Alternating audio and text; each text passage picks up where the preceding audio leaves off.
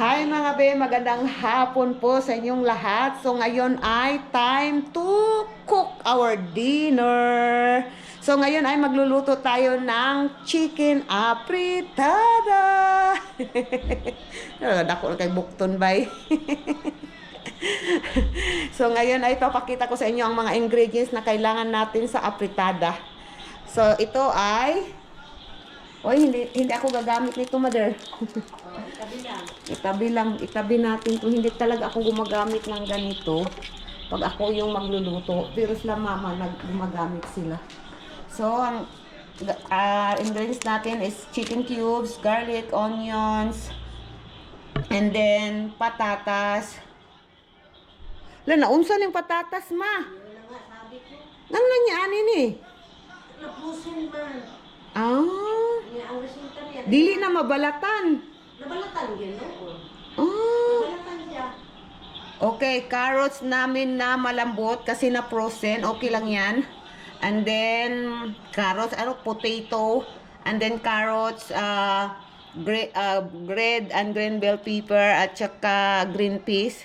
And then ito ay tomato paste at tomato sauce and then gagamit din tayo ng patis at black pepper, salt and sugar, of course oil. So, yan yung kumpletong ingredients na kailangan natin. Of course, hindi mawala yung chicken kasi chicken apritada nga. So, ngayon ay i-on na natin yung ating lutuan. And then, dito tayo gumagamit. And then, lagay lang natin sa number 3 lang. Okay. Okay na yan. So, magluluto na tayo, bi. Kasi matagal itong matapos. Hindi masyadong matagal, pero medyo lang. So, pinapainit muna natin yung what is that? Kaldero na ginagamit. Papainitin muna natin. And then, kuha tayo ng mantika.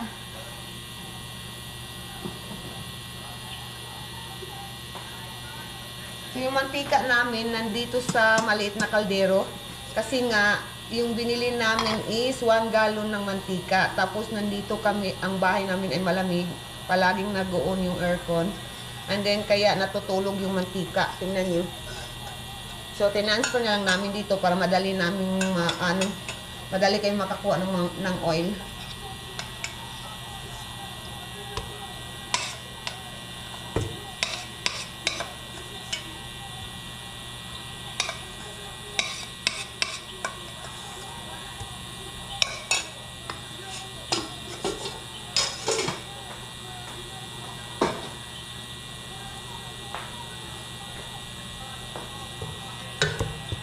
Papainitin muna natin itong oil na nilagay ko.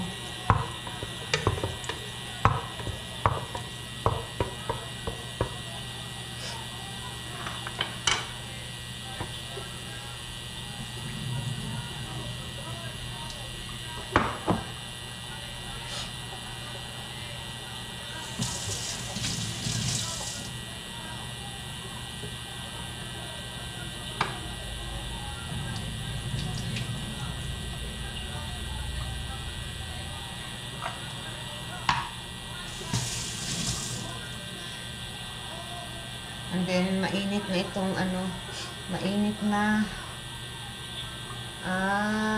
kaldero. Lagay natin yung ouch!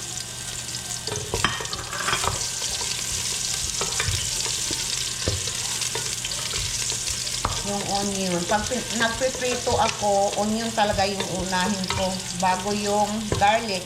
Kasi yung garlic ay madaling, kumbaga sa Bisaya, mapagod. Hinaan natin. Ay, yung natin dyan. Pasensya na kayo, medyo maingay kasi pinandar ko ito. And then ito na.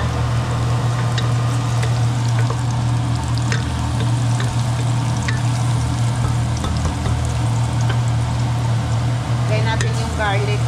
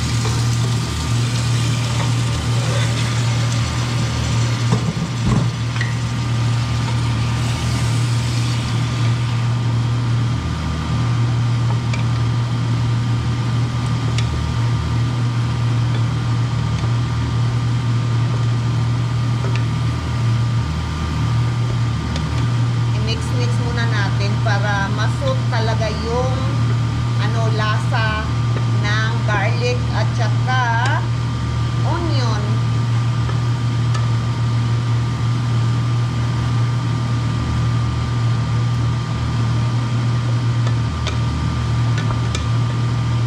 And then hayaan natin na mag-boil for 5 minutes. And then takpan natin.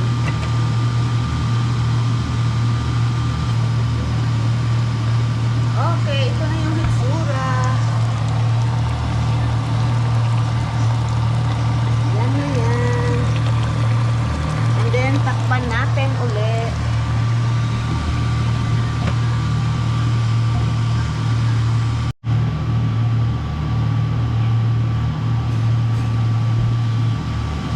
So, nilagay ko na yung tomato paste natin mga be.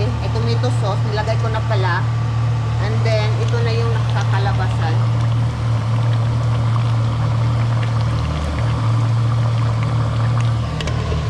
So, takpan natin. And then, hintayin natin maluto yung carrots at saka patatas. Malapit na yung maluto yun. And then, titimplahan na natin.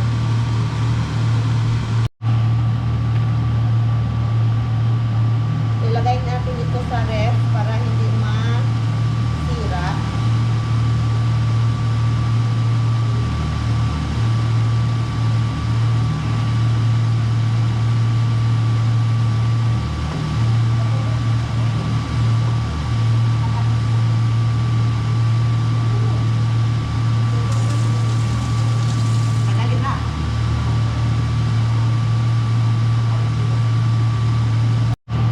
So ngayon ay lagyan natin ng asukar.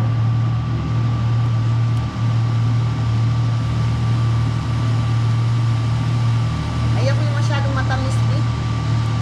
Hindi ko gusto yung tama-tama lang. So dalawang spoon lang yan nilagay ko.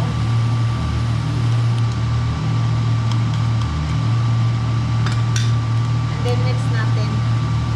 And then pagkatapos ito, tikman natin uli. And then tingnan natin kung okay na ba, kung kailangan ba lagyan natin ng salt, additional salt, kasi yung patis ay na yun, salty na yun, or baga sa Bisaya pa, parang na ang patis daan. So kani, nag-mix-mix na lang ko. Ito kuman ani, dilawan na to.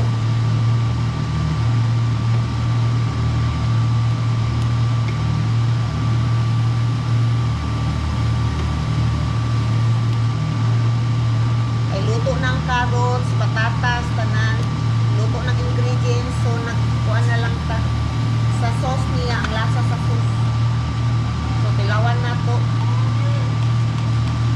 Let's taste it.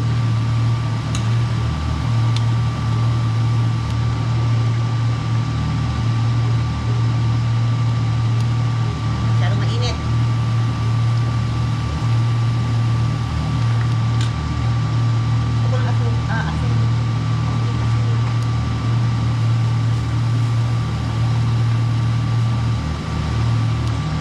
Maliit lang na asin.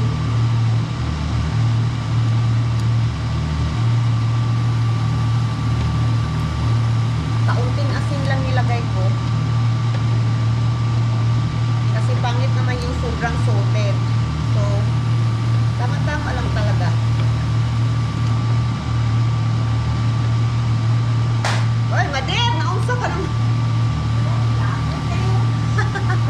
Yung mama ko, nanonood ng karate kickboxing. Nakuyawan ko sa Bisaya, nakuyawan ko dahil. Nakuyawan ang sinira.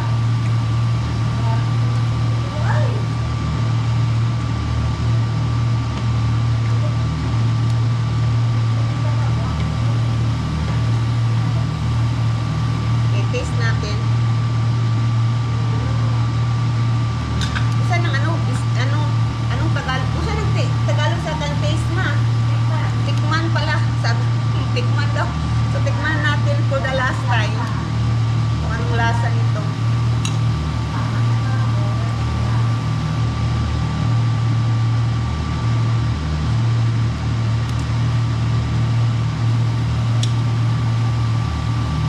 Perfect. Yay! Luto na! sa inyo. Yay! Luto na yung apritada chicken natin. Apritada na manok.